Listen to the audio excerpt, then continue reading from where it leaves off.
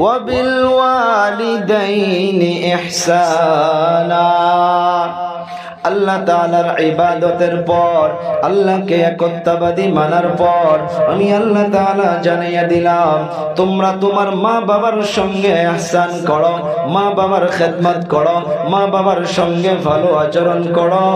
মা বাবার সে কথাগুলো মানবো যে কথাগুলোর মাধ্যমে আল্লাহ এবং আল্লাহর রাসূলের হুকুম পাওয়া যাবে। হযরতে আবু হুরায়রা রাদিয়াল্লাহু তাআলা আনহু উনি যখন ইসলাম কবুল করলেন, উনার আম্মা জান ইসলাম কবুল করে নাই। আবু হুরায়রা কলেমা পড়ার জন্য আবু হুরায়রা পালাইয়া পালাইয়া নবীর দরবারে চলে যাইত। নবীর নিকটে যাওয়ার জন্য উনার আম্মা জান বুঝতে পারল যে আমার সন্তান কলেমা পড়ে মুহাম্মদ ইবনে আব্দুল্লাহর দরবারে চলে যায়। হযরতে আবু হুরায়রার আম্মা জান আবু হুরায়রাকে ডেকে আবু হুরায়রা রাদিয়াল্লাহু তাআলা আনহুর গালের মাধ্যমে ওনার আম্মা জান থাপ্পড় মেরেছিল। আবু হুরায়রা থাপ্পড় খাওয়ার পর নবীর দরবারে চলে গেছে। নবীর নিকটে যাওয়ার পর নবীকে বলতেছে, ইয়া রাসূলুল্লাহ, ইয়া হাবিবাল্লাহ, আমি আপনার দরবারে আসি জন্য, আপনার নিকটে আসার জন্য আমার আম্মা জান আমাকে মেরেছে। আবু হুরায়রা কাকে বলছে? নবীকে বলছে। আপনার নিকটে আসার জন্য আমার আম্মা জান আমাকে মেরেছে।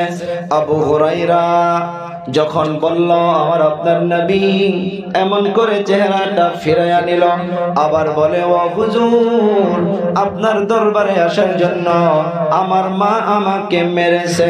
আমার আপনার নবী আবার চেহারাটা ফিরাইয়া নিল, তিনবারের বার বলে, ও হুজুর, আপনার নিকটে আসার জন্য আমার মা আমাকে মেরেছে। আমার আপনার নবী সাল্লাল্লাহু আলাইহি সাল্লাম আবু হুরায়রাকে বলে, রে আবু হুরায়রা, তোমার আম্মা জান তোমাকে যদি মেরেও ফেলতো, তোমার মা তোমাকে মেরেছে, এখানে আমি নবী হইয়া কোনো কিছুই বলতে পারবো না। মা কি ছিল সে সময়? ঈমান কবুল করে নাই। আবু হুরায়রা উনি ইসলাম কবুল করেছে, উনি মুমিন হয়েছে, কিন্তু মার বাধা যে না তুমি ইসলাম গ্রহণ করতে পারবা না, মা বাধা করতেছে। আবু হুরায়রা নবীকে বলল, ও হুজুর, আমি মায়ের জন্য বিচার দিতে আসি নাই। বলে, তাহলে কি? বলো। ও হুজুর, আমি জান্নাতি হব, আমার মা জাহান্নামে যাবে, আমি কেমন করে কিয়ামতের ময়দানে দেখে থাকতে পারবো? আমি আপনার দরবারে চলে আসার কারণ হইল আমার মায়ের জন্য আপনি নবুয়ত ওয়ালা হাত তুলে দোয়া করে দিন। আবু হুরায়রা রাদিয়াল্লাহু তাআলা আনহু বসে আছে, আমার আপনার নবী সুন্দর করে হাত উঠাইছে, আল্লাহর দরবারে দোয়া করতেছে। যখন হাতটা তুলল, আবু হুরায়রা পাগলের মতো বাড়ির দিকে দৌড়ায়, বাড়ির দিকে দৌড়ায়। একজন সাহাবী আবু হুরায়রাকে পিছন দিক দিকে এমন করে টেনে ধরছে, ও আবু হুরায়রা, কোথায় যাও? পাগলের মতো কেন দৌড়াও? আবু হুরায়রা বলে, রে ভাই, আমাকে ছেড়ে দে, আমি বাড়িতে গিয়া দেখতে চাই আমার নবীর দোয়া আগে গিয়া বাড়িতে পাই নাকি আমি আবু হুরায়রা গিয়া আগে বাড়ি পাই। নবীর দোয়া গিয়া আগে বাড়ি পায় না আমি আবু হুরায়রা আগে গিয়া বাড়ি পাই? আবু হুরায়রা দৌড়ায় দৌড়ায় বাড়িতে গিয়ে দেখে মায়ের ঘরের দরজা বন্ধ করা। বাহিরের থেকে আওয়াজ দিল, ও আম্মা জান, দরজা খুলুন। আবু হুরায়রার আম্মা জান বলে, ও বাবা দাঁড়া, আমি গোসল করতেছি রে বাবা। গোসল যখন হইয়া যাবে, গোসলটা হয়ে যাওয়ার পর আমাকে নিয়ে তোমার নবীর দরবারে চলো, আমিও কলেমা পড়ে ইসলাম গ্রহণ করে নিব।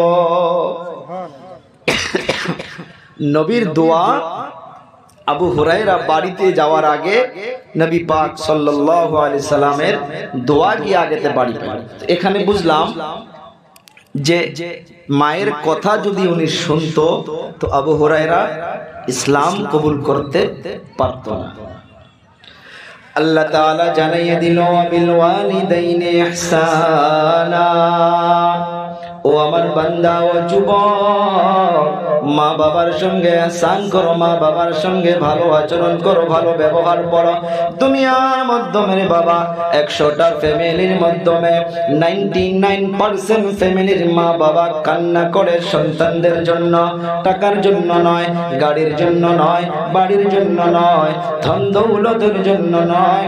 মা বাবাগুলো কান্না করে একমাত্র যুবক সন্তানদের জন্য।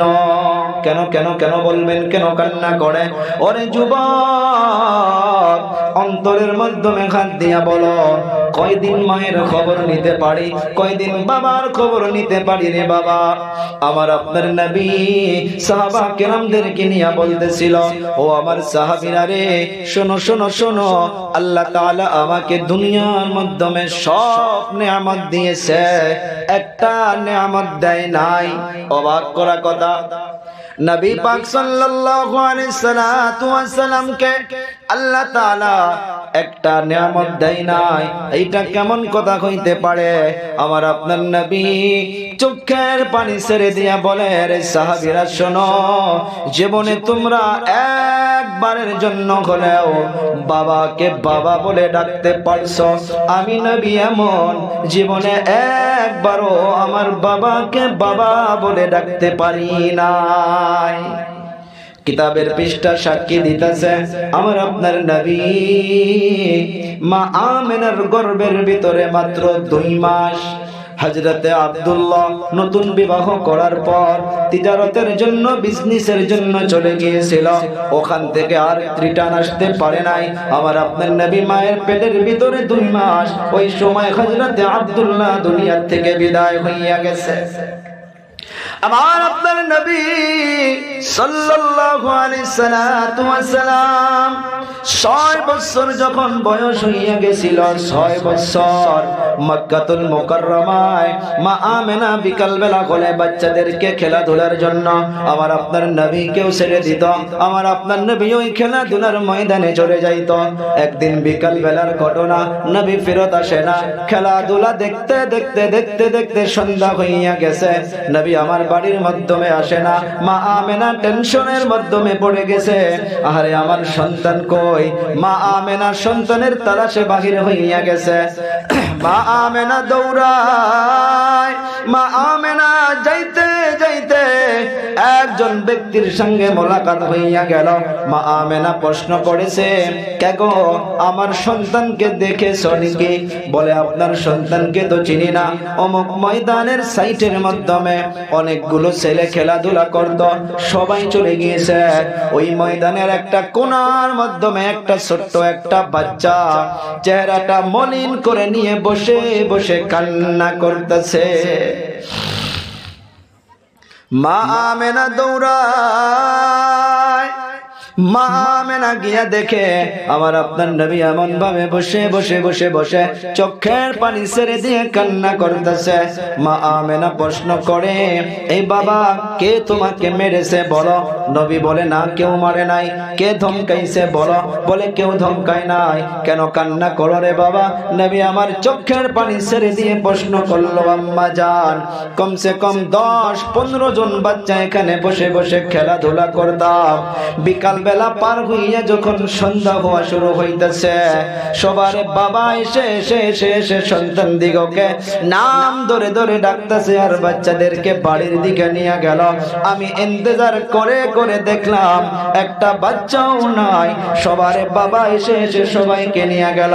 ও আম্মা জান, আমাকে একটা কথার জবাব দিন, আমার আব্বু কই? আমার আব্বু কই? সন্ধ্যা পড়ায় হইয়া গেল, আমার আব্বু কেন আসলো না? আমার আব্বু জান কোথায়? এই কথার জবাব আপনি আমাকে দিন। এইটা প্রশ্ন করার সাথে সাথে মা আমেনাও চোখের পানি ছেড়ে দিয়ে কান্না শুরু করলো। মা আমেনা বলা শুরু করলো, রে সন্তান, পুরানা দুঃখের কথাটা আবার তুমি স্মরণ করে দিয়া আমারও কলিজাটা কেমন যেন দাউ দাউ করে উঠলো। মা আমেনাও কান্না করে। আমার আপনার শিশু নবী উনিও কান্না করে। মা আমেনা সঙ্গে নিয়ে হযরতে আব্দুল মুত্তালিবের নিকটে নিয়ে চলল। যাওয়ার পর মা আমেনা প্রশ্ন করতেছে, ও আব্বু জান, আপনার নাতিকে প্রশ্ন করে দেখো কিসের জন্য এত সময় ধরে কান্না করতেছে। হযরতে আব্দুল মুত্তালিব আমার আপনার নবীকে প্রশ্ন করে, ও নাতি ভাই কেন তুমি কান্না করো? আমার আপনার নবী দাদু জানকে বলে, ও দাদু আমাকে একটা জবাব দিন, আমার আব্বু কোথায়, আমার আব্বু কোথায়?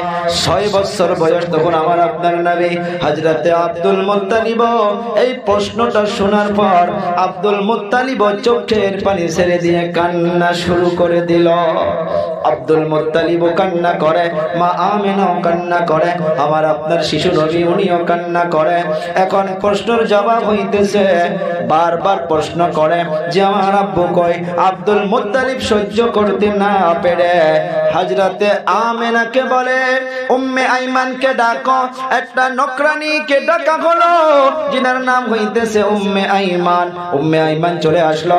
আমার আপনার নবী আর মা আমেনা 3 জনের কাফেলা মদিনাতুল মুনাওয়ারায় রওনা করে দেওয়া হলো। চলতে চলতে চলতে চলতে গিয়া হযরতে আব্দুল্লাহর কবরের নিকটে চলে গেল। মা আমেনা কবরটা দেখাইয়া দিয়া বলে, এ বাবা মুহাম্মদ, এইটাই হইতেছে তোর বাবার জায়গা, এখানে তোর বাবা ঘুমায় আছে রে সন্তান, এখান থেকে আর কোনো দিন ফিরে আসতে পারবে না।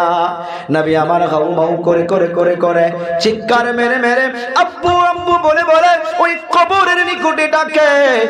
একবারও তো সারা দেয় না রে বাবা। যাদের মা নাই বাবা নাই, হাজারো বার সারা পৃথিবীতে চিল্লাইয়া চিল্লাইয়া মা মা করে বাবা বাবা করে ডাকেন, কেউ তো সারা দিবে না। কিন্তু এই মোহাব্বত দেনেওয়ালাও কাউকে পাবে না। আর আপনার নবী কবরের নিকটে ডাকতে ডাকতে চোখের পানি ছেড়ে দিয়ে হাউ মাউ করে কান্না করলো। উম্মে আইমান খাদিমা আমার আপনার নবীর হাতটা টেনে ধরে ওখান থেকে তুলে নিল। রওনা হইয়া গেল মক্কাতুল মুকাররমার দিকে। হুজ্জাজে কেরাম গুলো ভালো করে জানবেন, একটা জায়গার নাম হইতেছে মাকামে আবওয়া। আবওয়া নামক একটা পাহাড়, একটা জায়গার নাম। ওই জায়গার মাধ্যমে চলে আসার পর মা আমেনা জমিনের মাধ্যমে গড়াগড়ি শুরু করে দিল। মা আমেনা যখন জমিনে গড়াগড়ি শুরু করলো, শিশু নবী একবার মায়ের মুখের দিকে চাকায়, একবার পায়ের দিকে আসে। মায়ের চেহারাটা হাতে দিয়া বলে আর বলে, ও মা কি হয়েছে তোমার গো মা? মা আমেনা বলে, রে সন্তান, দুনিয়া থেকে সবাইকে একদিন চলে যাইতে হবে, তাই বোধহয় আজকে আমার আখিরি দিন, কিন্তু আমি তোমাকে এই দুনিয়ার জমিনে ছেড়ে যাইতেছি রে বাবা। তুমি একদিন তোমার নূরের আলোর দ্বারা এই সারা পৃথিবীকে তুমি রোশন করে দিবা। এতটুকু বলার পর মা আমেনা দুনিয়া থেকে বিদায় হইয়া গেল। কোন উলামায়ে কেরাম, কোন মুহাদ্দিসিনে কেরাম, কোন মুফাসসিরিনে কেরাম আজ পর্যন্ত সে বিশ্লেষণটা হয়তো লেখে নাই। আর যদিও লিখছে, আমাদের ইলমে এখনো আসে নাই যে মা আমেনার কবরটা কে খনন করলো, পাহাড়ের উপরে পাথর কেটে কে কবরটা খনন করেছে কেউ বলতে পারে না। একটাই জবাব দেয়, আল্লাহ কুদরতের দ্বারা তৈরি করে রাখছে।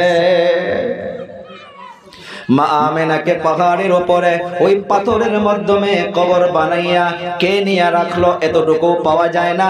কিন্তু অল্প পরে দেখে ওই যে নকরানিটা যে সঙ্গে ছিল, যিনার নাম হইতেছে উম্মে আইমান, উনি দেখে আমার আপনার শিশু নবী ওখানে নাই। বারবার বারবার মোহাম্মদ বলে বলে নাম ধরে ধরে ডাকতেছে, ও বাবা মোহাম্মদ তুমি কোথায়, মোহাম্মদ তুমি কোথায়? একবারও সাড়া দেয় না। এদিক ওদিক দেখে আমার আপনার শিশু নবী নাই, বারবার নাম ধরে ডাকে, নবী নাই, নবী নাই। 6 বছরের বাচ্চা নাই। অল্প পরে ওই পাহাড়ের উঁচুর মাধ্যমে কান্নার আওয়াজ। উম্মে আইমান খাদিমা আগ বেড়ে গিয়া দেখে ওই পাহাড়ের মাধ্যমে আমার আপনার নবীর আম্মা জানকে কে যেন কবরে রাখছে। আর ওই কবরের উপরে আমার আপনার শিশু নবী এই বুকখানা লাগাইয়া মাটির উপরে এমন ভাবে হাত দিয়া মা মা বলে ডাকতেছে আর বলতেছে, রে মা, জীবনে বাবাকে বাবা বলে ডাকতে পারি নাই রে মা, আজ যে আমি এখান থেকে চলে যাব, কে আমাকে দুমুঠা ভাত খাওয়াইয়া দিবে? উম্মে আইমান খাদিমা হাত ধরে ধরে টানে, এ বাবা মুহাম্মদ, চলো চলো চলো বাড়িতে যাই। আমার আপনার শিশু নবী চোখের পানি ছেড়ে দিয়া বলে, না না না, আমি যাব না, আমি মাকে ছেড়ে যাব না। উম্মে আইমান খাদিমা বলে, রে বাবা, তোমার মাও এমন জায়গায় চলে গিয়েছে যেখান থেকে আর কোনো মানুষ ফিরে আসতে পারে না। ও বাবা, কি বুঝলাম?